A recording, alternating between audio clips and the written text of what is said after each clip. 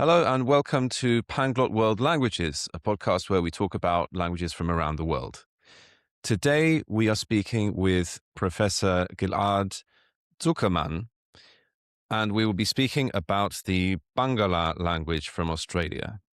So to introduce briefly Professor Ghil'ad Zuckermann, he is a very distinguished academic and practitioner in the area of language revitalization.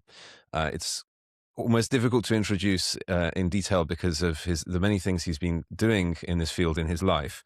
He appeared twice on the BBC to speak about these things, among other things. Currently, he divides his time between several universities: Flinders University in Australia, Beijing Language and Culture University in China, and also Worcester College, Oxford, this year. He's generally travels around the world quite a lot for his work, but more recently has been doing a lot of revitalization work in Australia, which we'll be speaking about today. And also previously, he has worked with Yiddish and Hebrew as another sort of stage of his career, earlier in his career. He's also listed by The Australian, which is a newspaper in Australia, as one of the top 30 living legends of research. So thank you so much for coming on the show, Professor. It's wonderful to talk to you, Stash. Thank you for hosting me. So let's start from speaking a little bit about the basics of the Barngarla language in terms of how many speakers it has, where is it spoken. We probably have to speak a bit about endangerment, what kind of language it is. Could you share a bit about that first, please? Absolutely. So let's begin with Australia. We had 400 Aboriginal languages in Australia prior to colonization, but currently we only have 12 languages that are alive and kicking, which means spoken by 100% of the kids within the tribe. Now, if we calculate together, there were 800,000 Aboriginal people, which is the same number today, and 800,000 Aboriginal people in Australia, 400 languages. So practically it means 2,000 people per language. This is pre-contact, so pre-colonization. And colonization is like 200 something years ago. What happened since colonization? As I said, 97% either of languages either became sleeping beauties or dreaming beauties, I call them, because of dreamtime jukurpa. It's like the idea of dreaming. Aboriginal people have this spirituality. So the languages became dreaming beauties or are about to fall asleep. Now, Barngarla, which is the language I have been the facilitator of the revival of for 15 years, is one of those languages that were subject to linguicide. Linguicide means language killing. So when people take you from home and they do not allow you to speak the language, we call it language killing or linguicide, even though they didn't kill you or they didn't kill any of your relatives, but they do not allow you to sleep, to speak the language, and therefore your language falls asleep.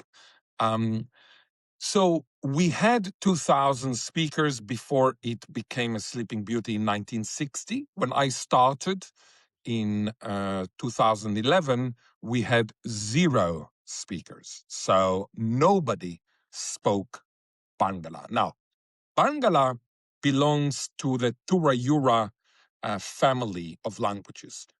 Turayura family means these are Aboriginal languages in South Australia, where I live. So Australia in Latin means south.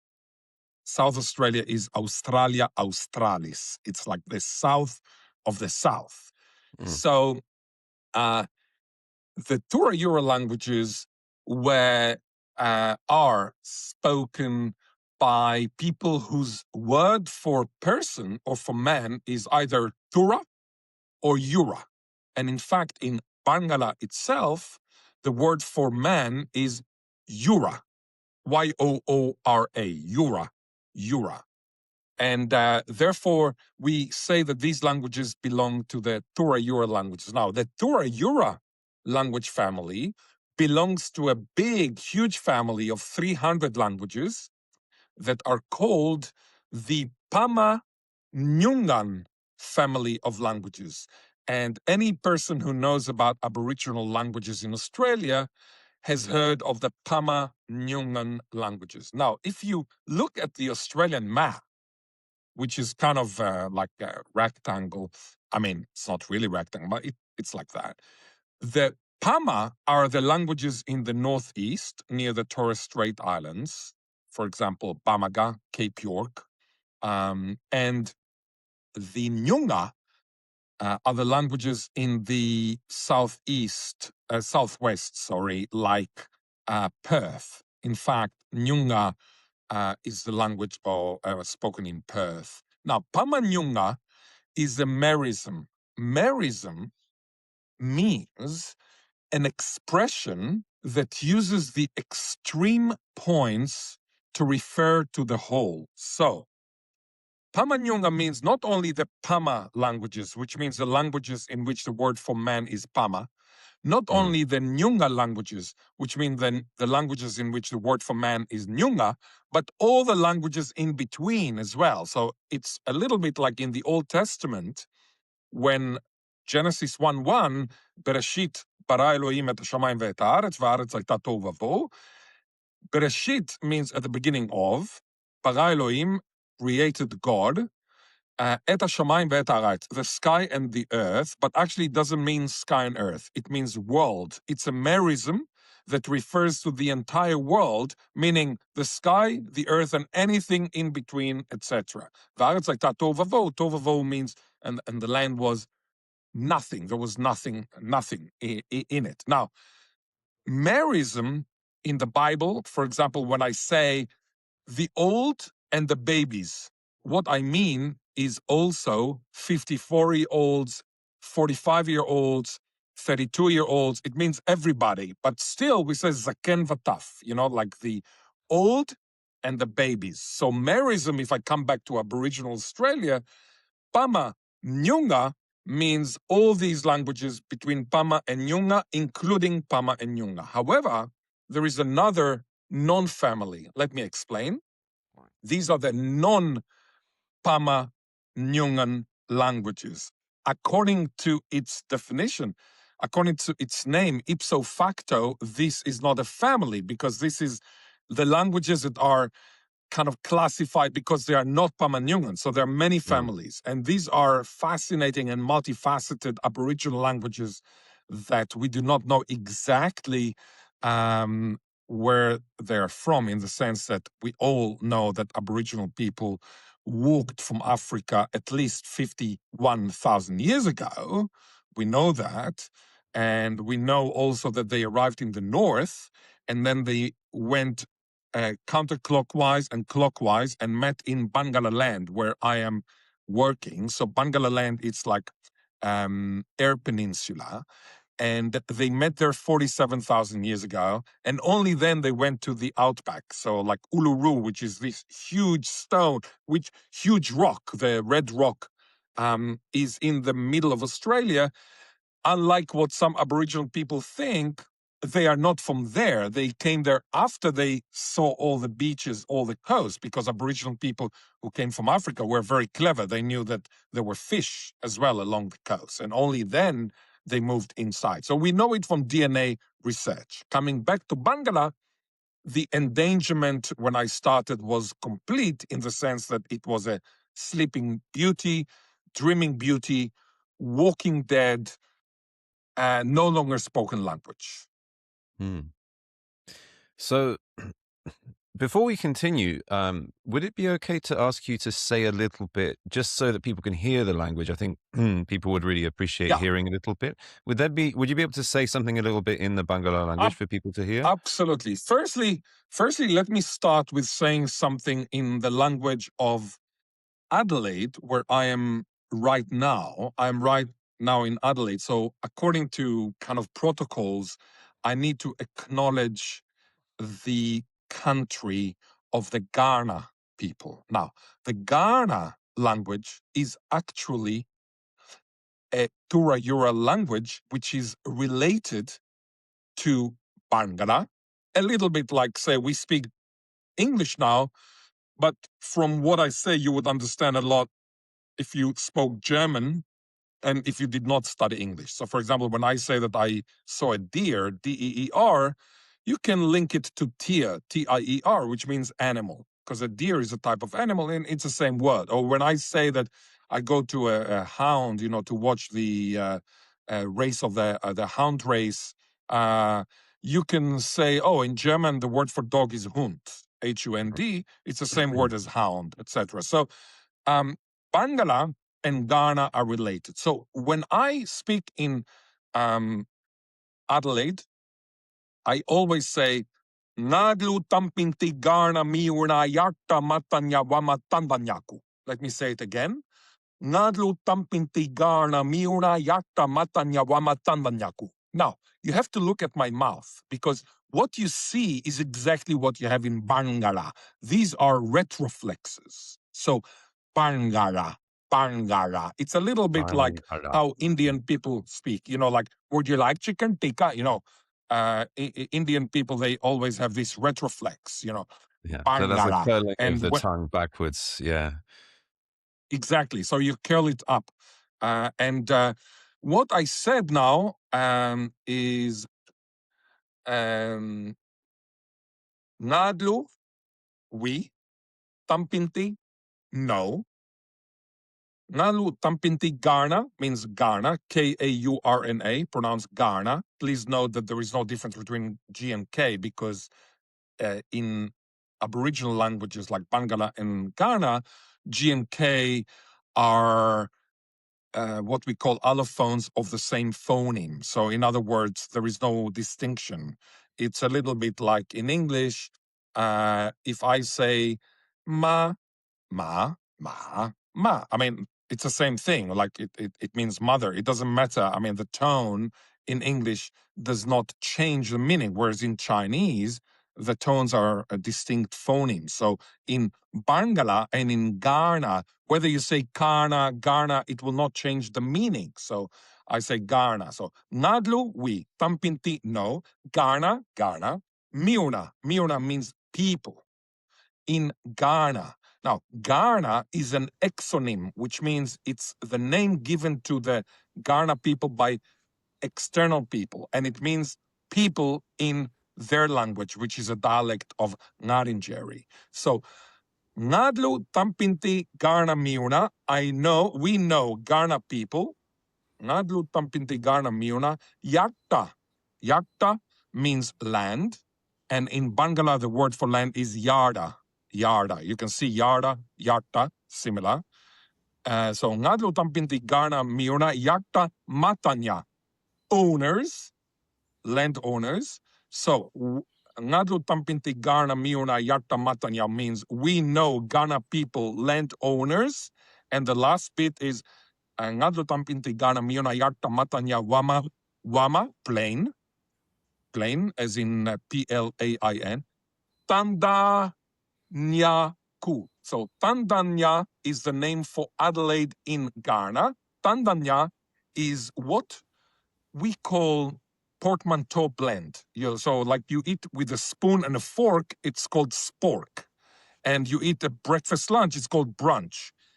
Tandanya comes from Tanda, Ganya. Tanda is a male red kangaroo, and Ganya is a rock. But Tanda, Ganya together is pronounced Tandanya, which means the rock of the red kangaroo, which is a place in Adelaide where Aboriginal people used to meet each other. And ku is of.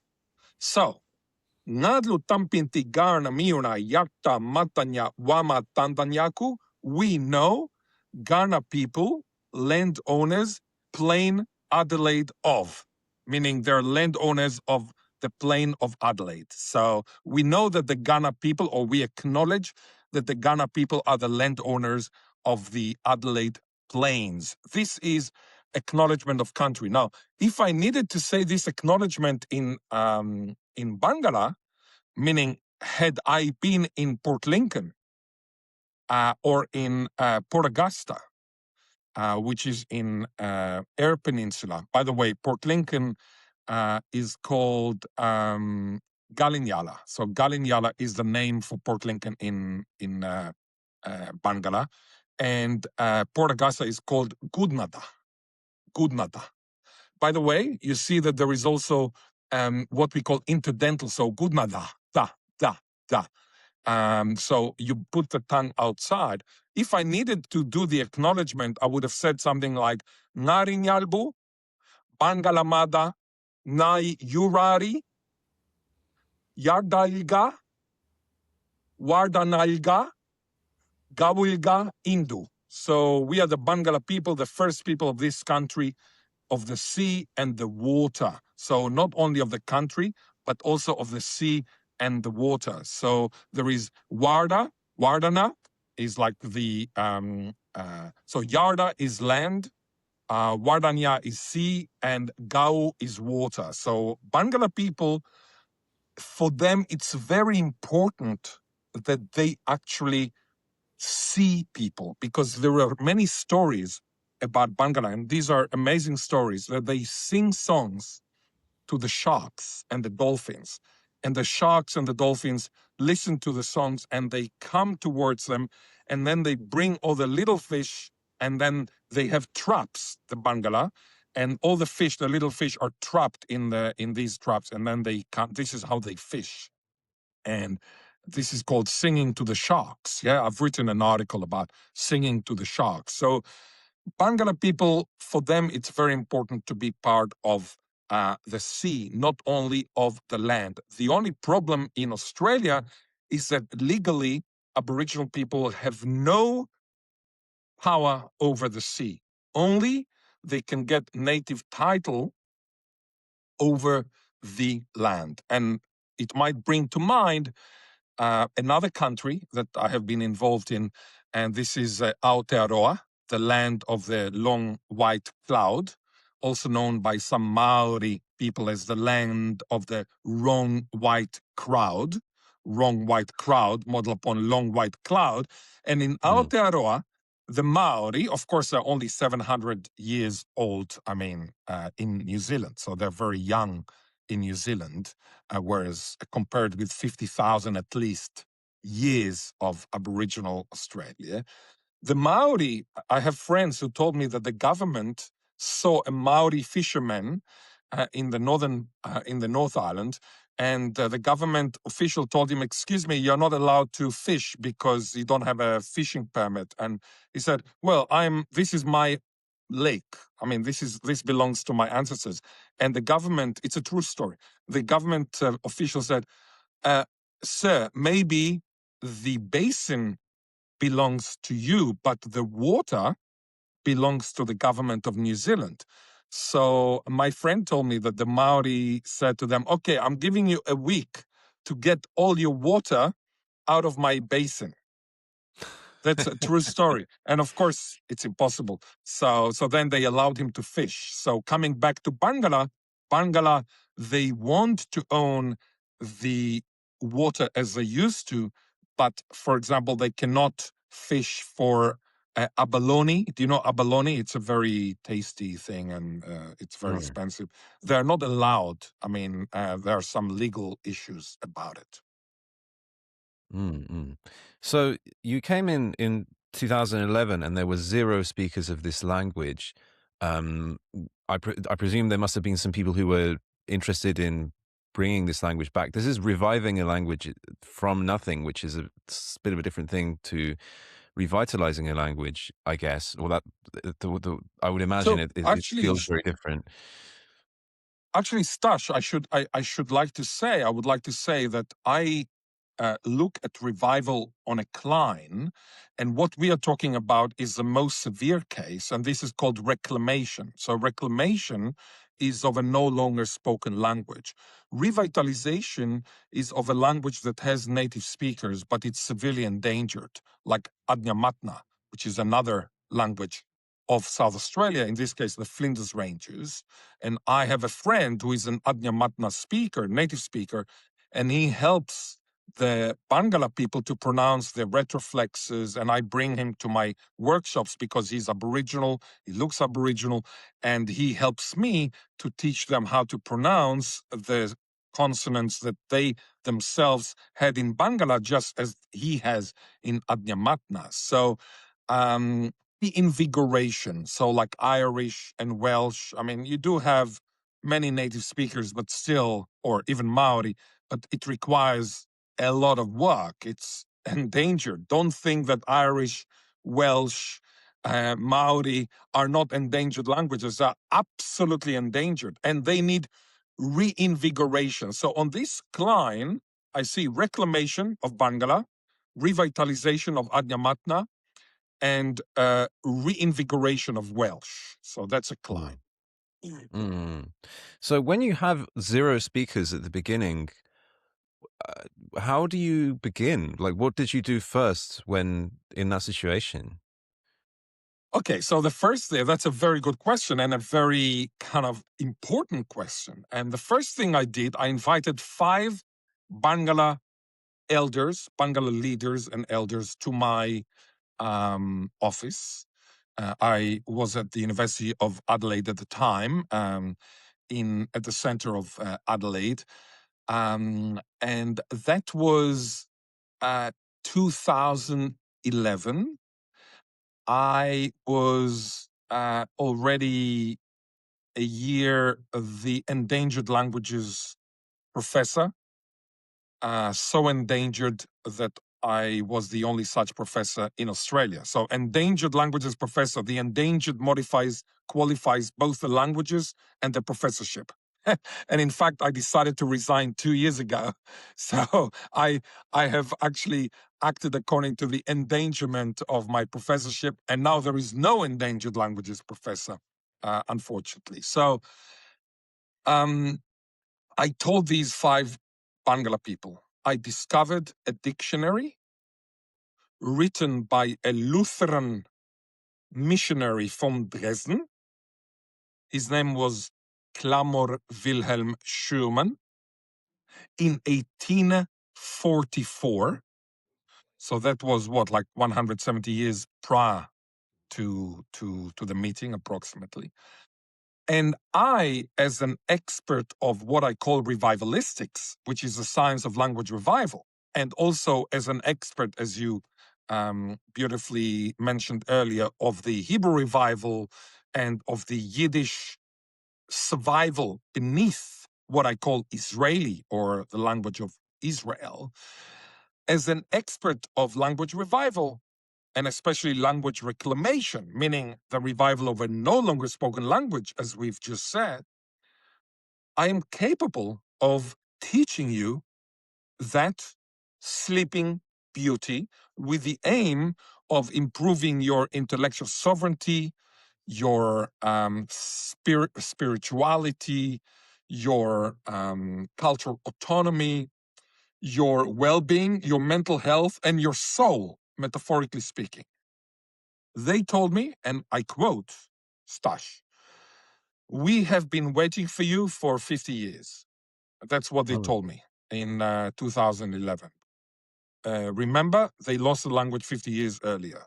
When I heard this sentence, I decided to get into it very seriously. I learned the language, the grammar, the lexis, everything, ex nihilo. I mean, ex nihilo in the sense that nobody spoke it, but I had a German dictionary, and I knew, and this is why I was eligible, all the languages that Clamor Wilhelm Schumann knew, namely German, Greek, Latin, Hebrew, and English. So I'm fluent in all these languages, and it's very important because he wrote the dictionary from the perspective of a non-linguist native German who knew, of course, because of religious reasons, Hebrew, Latin, and Greek. Now, only somebody who knows all these languages can penetrate his kind of, if you want, Lutheran tabula rasa, because you need to understand. For example, he does not make a distinction like Aboriginal people between the several R's. because in Barngarla you have R, like in English, and you have R, like in Italian. And these are phonemes. So you can have the same word, baru or baru, and it would mean something totally different. So this is very, very important. Now, as a German speaker, he could not hear it. Why? Because if you're German, either let's say you are from Salzburg or you are from Bayern, Bavaria, so you speak like Salzburg with a r, or you speak like Salzburg with a r, but it will not change the meaning. Whether you say r or r, it will not change the meaning. In Barngarla, it would change the meaning. So this is very, very important. It's like an Englishman trying to study Chinese and nobody tells him about the tones, etc. So he will miss or she will miss the tone. So this is exactly what happened. So I actually delved into Barngarla from that perspective, rewrote the entire dictionary, which shockingly and surprisingly and beautifully has had 3,500 words, which is a lot. 3,500 words. Let me tell you a secret. I know a language in South Australia. The name is Now. Now.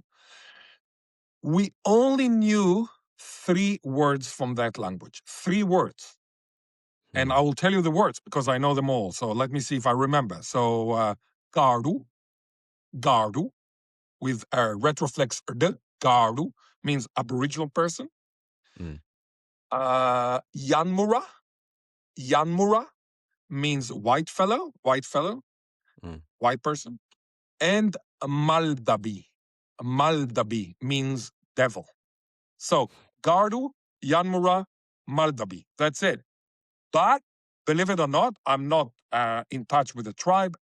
This tribe has managed to write a dictionary of the Now language, of course, copying many words from my own dictionary of Bangla because it's a related language, and also from another language called Wirangu, which is also a Tura-Yura language. So it's a fascinating and multifaceted story that has made many Bangla people angry because they said they didn't ask for permission. They just copied, pinched our words. And here comes a very interesting question. Is it allowed for an Aboriginal person from another tribe to copy lexical items of another tribe without permission? I mean, legally, of course, because languages are free.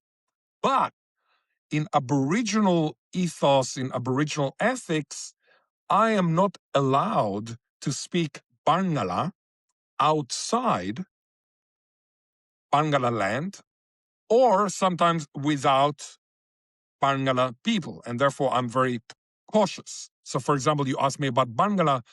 I can, of course, teach you like to say, hello, Nina Yua. You good? A little bit like Chinese, ni hao. You good? You good? Are you good? Nina Yua. I am allowed to teach you, I don't know, what's your name, etc. But I am not really allowed to publish books in Barngarla, etc. This has to be done by an Aboriginal person. And therefore, for example, the books that I published, let's say Mangiri Yarda, Mangiri means healthy, Yarda means country. Mangiri Yarda, I published it with somebody called Emma. She is Aboriginal of Wadlada Mardinidi. I published it with Evelyn, etc. So the books are usually published with a Bangla person, and these books teach the Bangla people how to speak, how to say things. Coming back to 3,500 words. In the Bible, the Old Testament, there are only 8,000 types or 8,000 lexical items, distinct lexical items, 2,000 of which are hapax legomena, which means they occur only once in the Bible, and therefore, unless you're a very good philologist, you have no idea what they mean. So practically in the Old Testament or the Hebrew Bible, we only have 6,000 words. In Chinese, when you want to read a newspaper, you need to know 3,750 characters. So actually, it's almost the same number of words that I managed to salvage from the dictionary written 170 years ago, or 180 years ago, 82 years ago, 182 years ago today, by Clamor Wilhelm Schumann. And before your next question, I will just say that I see it as a very beautiful righting wrong of the past, that a dictionary that was written by a Christian, German, Lutheran missionary in order to Christianize the heathens, in quotation marks, is used by a tall, straight, Israeli, Ashkenazic, Jewish, white man. I'll explain why I managed to say these 7 characteristics in order to help the very Aboriginal people reconnect not with Christianity, but rather with their aboriginality. Because what happened when he wrote the dictionary, he actually mentioned many, many sacred words, many spiritual words.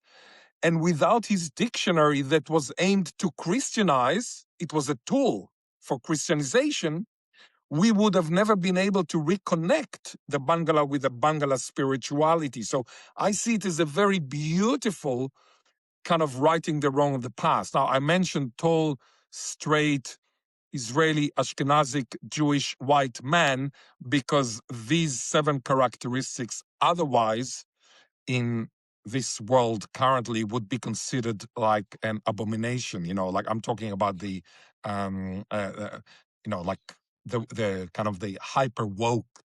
You don't want to be tall, you don't want to be straight, you don't want to be definitely Ashkenazic, Jew, etc., etc. So I just mentioned this kind of obiter dictum. Obiter dictum in Latin, like by the way. So, I mean, we don't need to discuss that. But it was just funny that he was a German and my father was a survivor of the Holocaust. And recently I put a Stolperstein, which is a stumbling stone, very recently for my grandmother in Hamburg. She escaped from Hamburg and therefore I exist. And this Stolperstein commemorates her. And then I discovered that her mother, which is my mom's mom's mom, or my great grandmother, was born in 1880 in Auschwitz, believe it or not. And 64 years later, 1944, which happens to be 100 years after Clamor Wilhelm Schumann wrote the dictionary, had written the dictionary, 2 other great grandparents of mine were gassed in Auschwitz. So I have 1 great grandmother who was born in Auschwitz and 2 great grandparents who were gassed in Auschwitz 64 years later. 64 years later. That's kind of crazy. So, I mean, this is just obiter dictum. Thank you for that. So now that you had learned this language from just the documents that you had, and you'd written this dictionary reaching back to this 19th century document, how did you? I mean, I suppose from there you must have started to. Was it arranging classes, or how did you get others to start bringing this language back? So what I did after this meeting that I told you about at my office at the university, I went to Galinyala. Galinyala, Port Lincoln. Now you and your listeners would know this word, which by and large Australians are unaware of. We are changing the landscape, the linguistic landscape. So if you go to Galinyala today, you will see, welcome to Galinyala. This is our work. Before that, nothing happened. So I just wanted to give you this comment because language reclamation is not just teaching the language in classes, which of course I have done maybe I don't know, 100 workshops or whatever, but also changing the landscape, fighting for a recognition of this language being the regional official language. Because don't forget one thing, that in Australia there are no official languages. In New Zealand there are two, until recently at least, only two. Te reo Maori, and the language Maori, te reo Maori, the language Maori, and the other one is, surprise, sign language. English is not de jure, it's de facto. In Australia, you have no official languages. I believe that we should have 401 official languages, meaning all Aboriginal languages plus Torres Strait Islander languages plus one sign language of the deaf people, and English is de facto, so you don't need to have it de jure. Just de facto is enough, because it is a winning language. It's kind of the Esperanto de facto of the world currently. But coming back to how I have done it, this kind of language revival. So I went at the beginning of 2012 to Galinjala, organized all the Barngarla people who wanted to learn their language. So not everybody wants to learn, it's hard, but many are passionate about the language because they see the language as intrinsically linked to mental health, to well-being, to the soul, as I said earlier. And I have been teaching all the words how to count. How to count is simple. I can teach you Guma, Gudara, Gaba, 1, 2, 3, Guma, Gudara, Gaba, and then Ngara. Ngara means many. 1, 2, 3, many. Why? Because Bangla people are they were hunter-gatherers. When you're a hunter-gatherer, you don't need to count how many tails in the abattoir you have of kangaroos. So numbers emerge in farming society in like Iraq, and also numbers arrange where you write. So as you know, Aboriginal languages are not written. They were not written. We write them. So now, of course, everything is written, but originally, no Aboriginal language, no language in Papua New Guinea as well, 1,000 languages north of Australia, no language is written traditionally.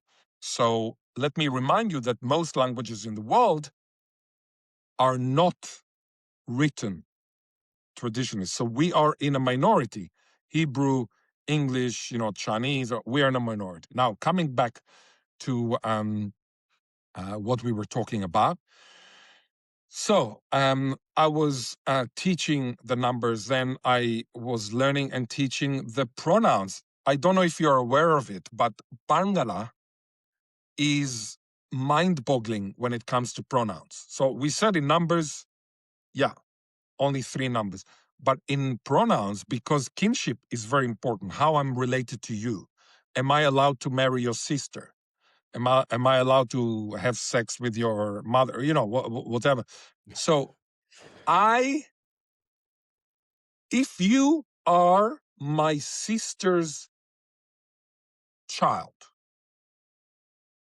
we too has a pronoun. It's called dual. In English, we don't have a dual pronoun, but in Barngarla we do. You're my sister's child, so we too is ngadlaga. Can you say ngadlaga with a nga? Nga.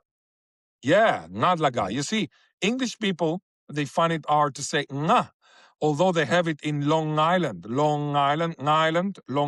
but they say Long Island, but Long Island, but ngadlaga. Now, if you are my brother's child, we too is not ngadlaga, it's ngarini. Ngarini. Okay. If we are not related to each other, say you are my friend's son, then I say ngadlu. So it's a complete different pronoun. I mean, and you have to multiply it by all the cases. I mean, there are many, many cases. I'm not going to bother you with ergative and with, it's actually a mind-boggling language. Now, if we look at numbers, as in how many emus do you see? So one emu is waraija, waraija, with a r, waraija, as opposed to yura, which is man, with a r. Waraija is one emu. But if I see two emus, I have to say waraijalbili.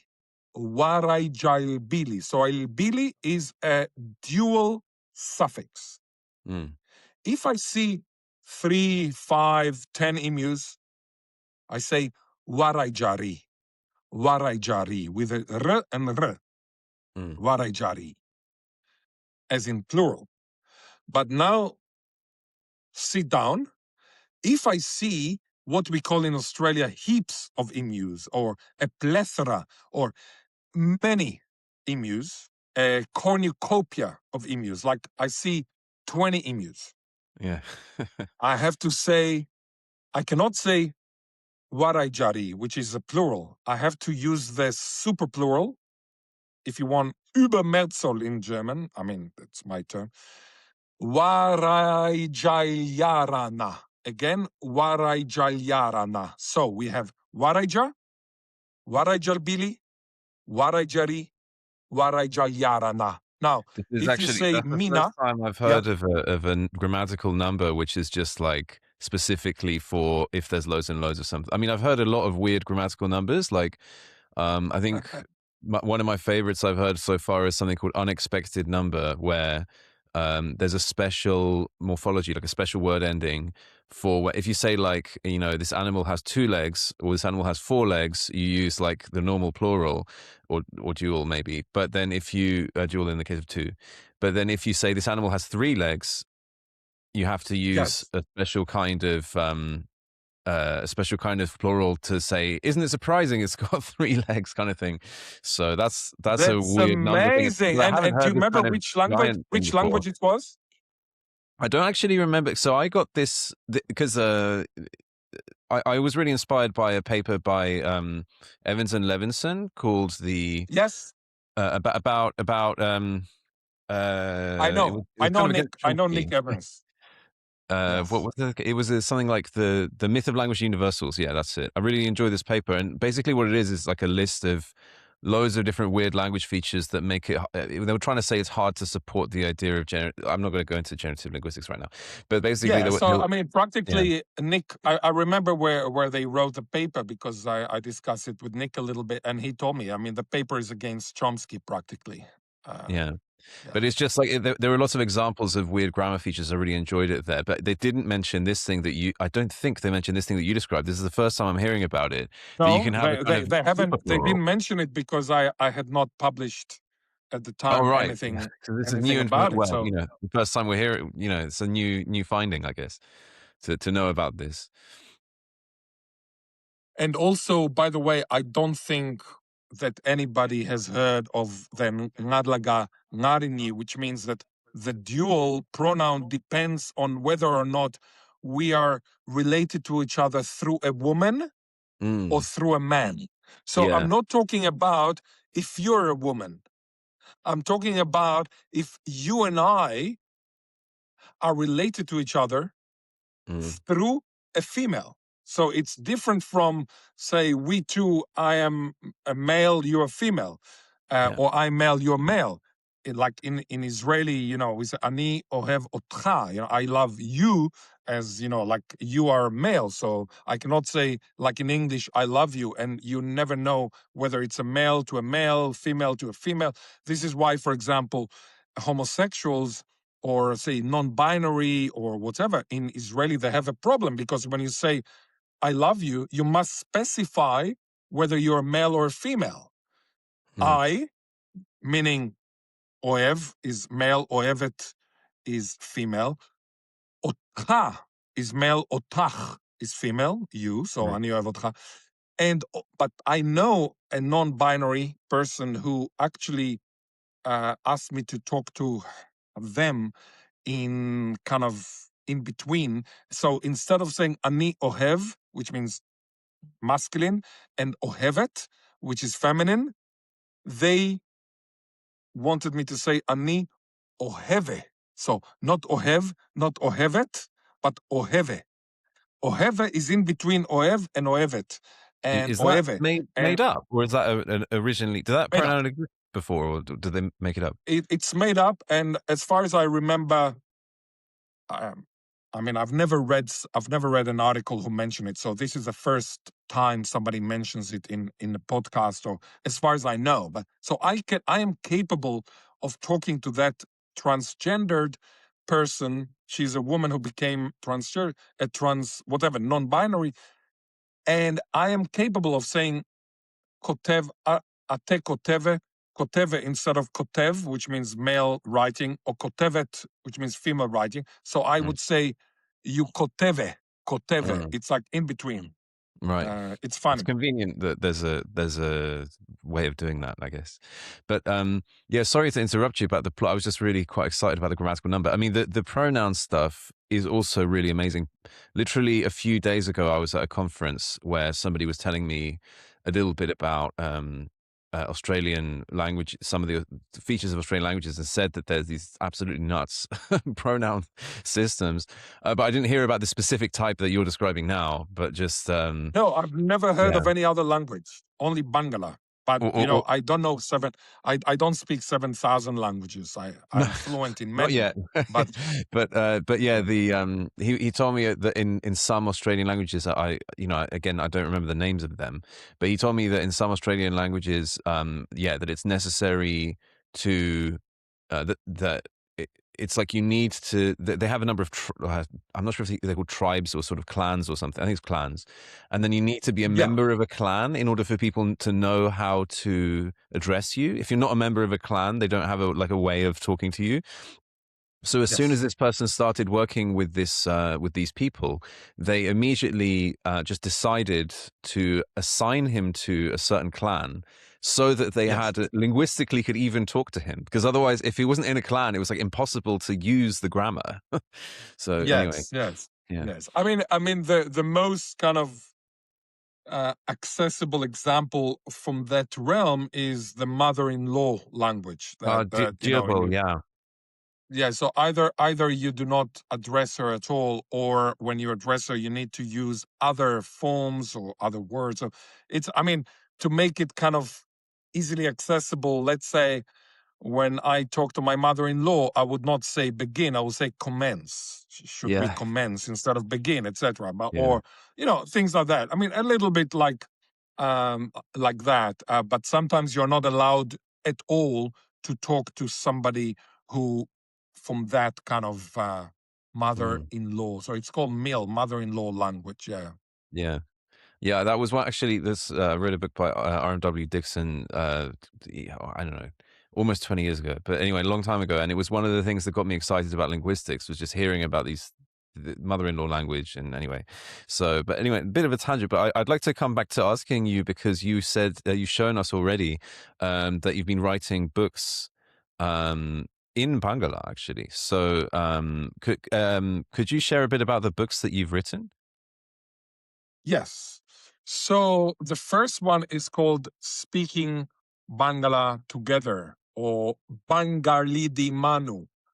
Bangarlidi Manu. So Bangarlidi Mm, means to speak Bangala, Bangalidi. So you can see that the Bangala is kind of within the verb, and mm, Manu means together.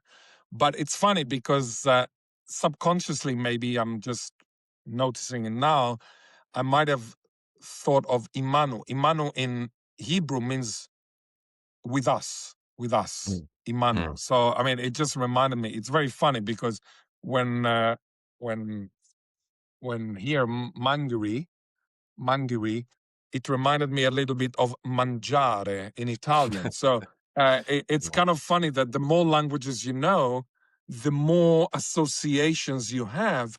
And one thing that I do in this book, for example, I teach the Bangala mnemonics. So Right. how to remember, for example, that yuga is black. Yuga. And I kind of inspired them, because don't forget, my students are not native speakers, most of them, I mean, some of them could be because they're children, but most of them are after puberty. And so, in other words, there will never be native speakers. Maybe their children or the great grandchildren will be. It's a slow process. It's not like the process that happened in Eretz Israel in the fin de siècle, which was also, I mean, it was speedier, but still slow. 50 years it took Hebrew to be revived. It's not like one day. It's 50 years from 1886 to 1930s, I would argue. It's like 40, 50 years, maybe 20s. But in the case of Barngarla, it will take much longer, and it is for them to decide how far they would like to go, whether they want to go the full Monty, so to speak, meaning they want the great-grandchildren to speak or not. But coming back to mnemonics, when you teach elders or, let's say, adults to speak a language, you need to help them. Not every student of yours will have the 7 characteristics required for foreign language learning. And the 7 are not the 7 characteristics I mentioned before. They're different. They are musicality, mathematicity, outstanding memory. It can be photographic memory, high IQ, high EQ, as in emotional intelligence, shamelessness, which is a problem as a generalization of youth in Asia. Youth in Asia or youth in Asia, they are afraid of losing face, so they are afraid of making mistakes. You need to be shameless. And the 7th one is, of course, motivation. Not every one of my students has these 7 characteristics. They all have motivation, but some of them are shameful. They are afraid of making mistakes. Some of them do not have a good memory. Some of them are completely amathematical. I mean, it's just any class you go to in a normal place, you will find many, many types. So you need to assist them. So mnemonics, Yuga, black. So what I did with them, for example, is just an example. I said, do you know Mahatma Gandhi? Of course, Mahatma Gandhi. Yeah, he was Indian, South African. He was in Johannesburg. Yeah. You know what he liked doing? Oh yeah, he liked doing yoga. He always did like yoga.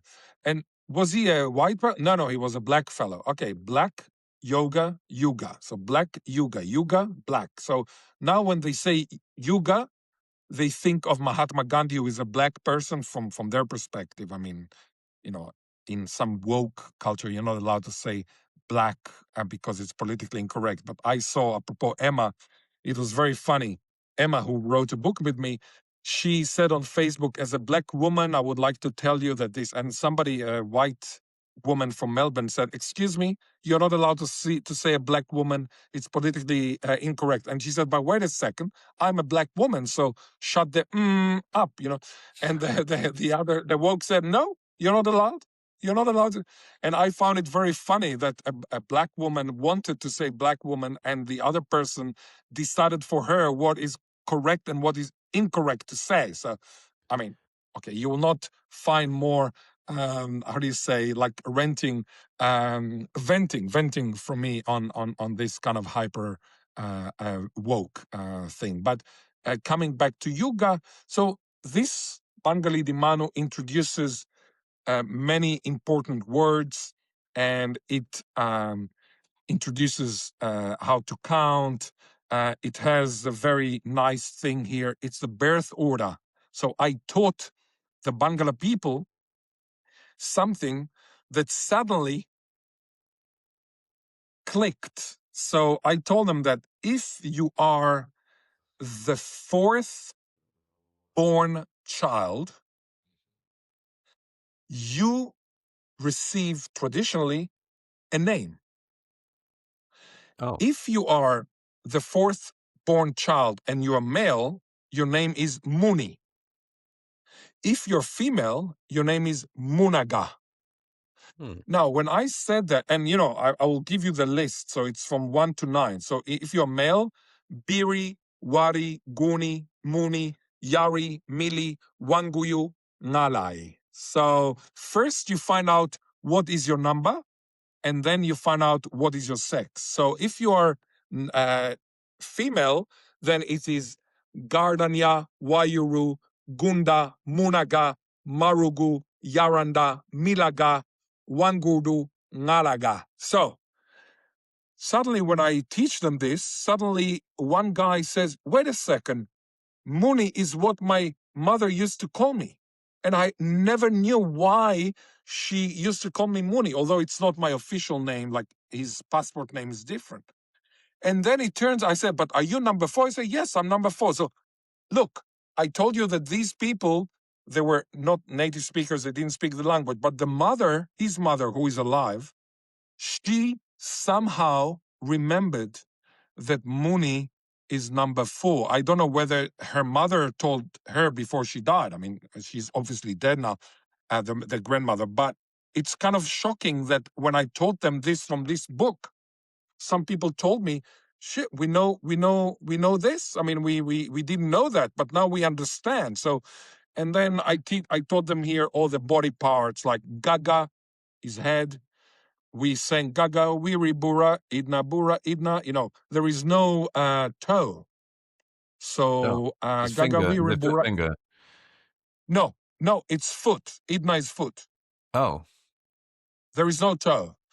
There is no toe because, and this is, by the way, related to also when you count, like we count in 10, in the 10 basis a base because we have 10 fingers. But my grandfather, who was from Moravska Ostrava in Czechoslovakia, he counted in 12, which is 10 plus 2 feet. But in Bangala, they don't have the toes or the 12 is fingers, but actually they have the foot. Yeah. 12 is mathematically actually a nicer base, I think, because it divides by 3, 4, and 2 instead of just 2 and 5. Like, I think, Yeah, but if yeah. humanity used 12, we'd probably be better at maths. 60, so base 60 in Babylon obviously is 12 times 5, so I don't know. Anyway, so yeah, but going back to this Yes. thing, I'm surprised about this thing you're saying about names for specific orders of birth. Do you mean like this is an additional name on top of their, like their first name, and then they also, there's like a way of calling someone, hey, No, third son kind of thing. Is it like that? no, that's the name. So that's Okay. your name. But You what's don't really have another interesting, name, but yeah. I mean, apart from the fact this in itself is I'd never heard of I've never heard of a society where everyone's name was not, there was not a choice in the decision of the name, because it's like it just has to be according to this formula. And that's the first time I've ever heard of this. But the other thing is that they don't count beyond the number 3. You told us already that they go 1, 2, 3, and then many. But then they do actually have an implicit counting system for the people's names. Absolutely. And this is a very important thing to remember, because some people who are stupid linguistically, they say, oh, look at these Aboriginal people. They only count 3. They're very primitive. They don't have. But this is absolutely untrue, because the fact that they count Guma, Gudara, Gaba, Ngala, 1, 2, 3, many, has to do with practicality. You max kill 1 or 2 kangaroos, max 3 kangaroos. You will never kill 1,000 kangaroos because you're a hunter-gatherer. You have no refrigerators.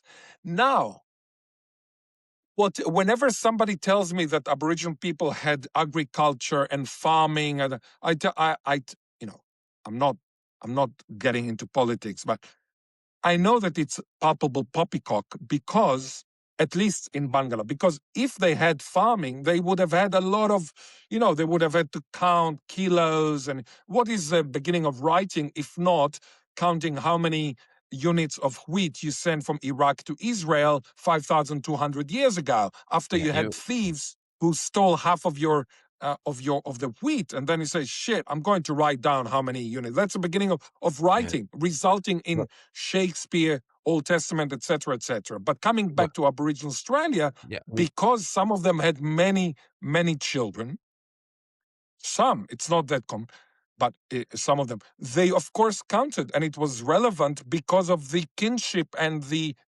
generation. Again, because of some impossibilities. You're not allowed to have sex with somebody from that generation according to the number with it. So what I'm trying to say is that whenever somebody tells you, oh, this language is primitive, it doesn't have no, this language on the one hand does not have numbers. On the other hand, it has 9 distinct names, not only for the male, but also for the female. So it's 18 distinct names. And in fact, Stash, you could say, you know what? If I need to count, but I don't need to, but if I need to count, I will say 4 is Muni, like 4 is Muni. Muni is the 4th born male. So I see 4 kangaroos, or I see 4 emus. So I would say, in theory, I would say Muni Waraijari. Oh. But of course, they don't need to count. Yeah, I was going to You say understand? about the agriculture point.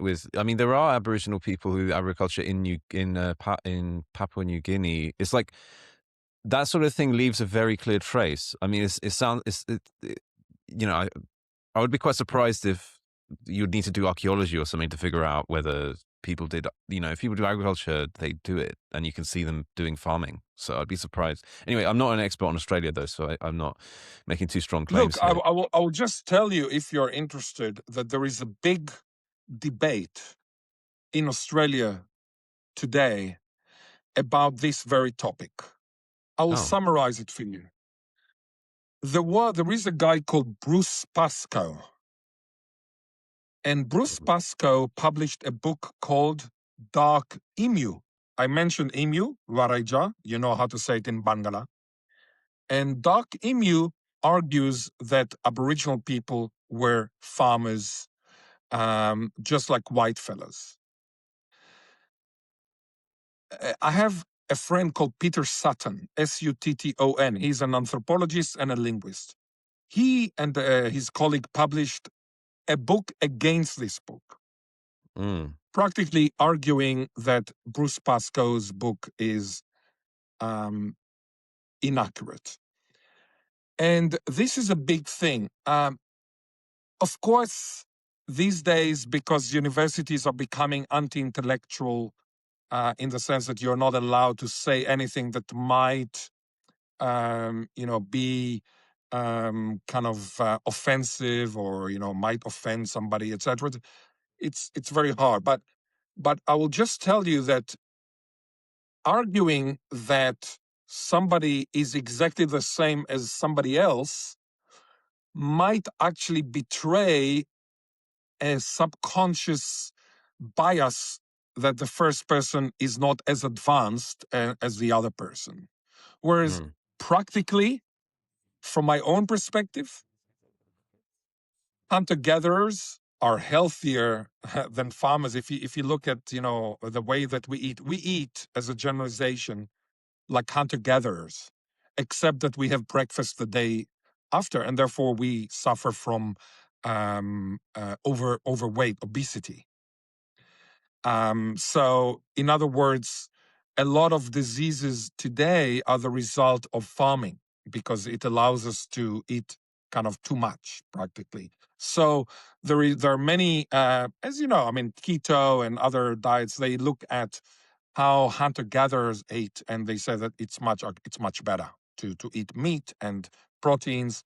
So proteins or meat and fruit and vegetables, rather than to eat bread. I don't need to tell you about the importance of bread, for example, in Eastern Europe, or the importance of rice in China, or whatever. So I have nothing against hunter-gatherers. Aderabe, on the contrary, doch. On the contrary, I love hunting. I like the diet of hunter-gatherers. So I think that what Bruce was trying to do here, I know both Bruce and Peter, is to practically over-egg the pudding, so to speak, by saying that Aboriginal people were actually just like white fellows. I love diversity. I love the fact that I enjoy lecturing, and another person doesn't like lecturing. He enjoys doing other things that I do not enjoy doing. For example, I don't enjoy building, like building houses. So I'm happy that people are different. I mean, we are not born equal. Paquet, whoever said that we are. So I have no problem with. I love my Aboriginal friends being different, or some of them being similar. It doesn't matter for me. So thank you very much, Professor Zuckermann, for coming on the show today. Would you like to say goodbye quickly? Stash, it was such a pleasure to talk to you. Really, your questions were so perspicacious. I could talk to you for hours. But Likewise. my PhD, my former PhD student from the University of Adelaide, has just invited me for a keto meal. We are going to the worst vegetarian restaurant in Adelaide. It's a steakhouse. It's the worst vegetarian restaurant. Okay. So she, and believe it or not, after I shouted her throughout her PhD, she's going to shout me. Now, to shout in Australian means to treat somebody a meal. To shout a meal means that she's going to pay, which is funny. So we have two Australianisms that I would like to teach you. One is to shout. She's going to shout a meal to me. She's going to shout me a meal. And the other one is a stoush. Stoush is an Australianism, which means some kind of a disagreement or a fight, like a political stoush between one politician and another politician. So there was a stoush between Chomsky and Evans and Levinson. It was a stoush. Yeah. Okay, thank you so much, Professor.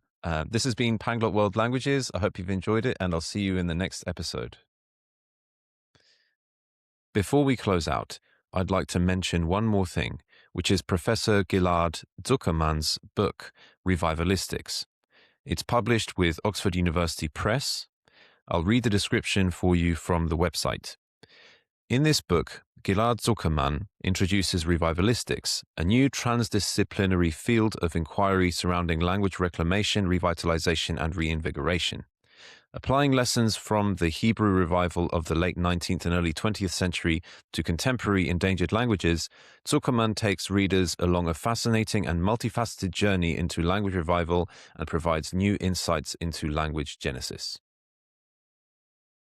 Thanks for listening to the Panglot World Languages podcast. My company, Panglot Languages, makes learning resources, including language learning apps, for lower-resourced languages. Our mission is to make high-quality learning resources for as many languages as we can, treating each language and culture with the respect it deserves. We use a combination of linguistics, the science of learning, and our own decades of experience learning and teaching languages to produce highly effective apps and other products to teach exactly the kinds of languages you hear about on this podcast. You can find out more about our work by visiting our website at www.panglotlanguages.com. I hope you have a great day.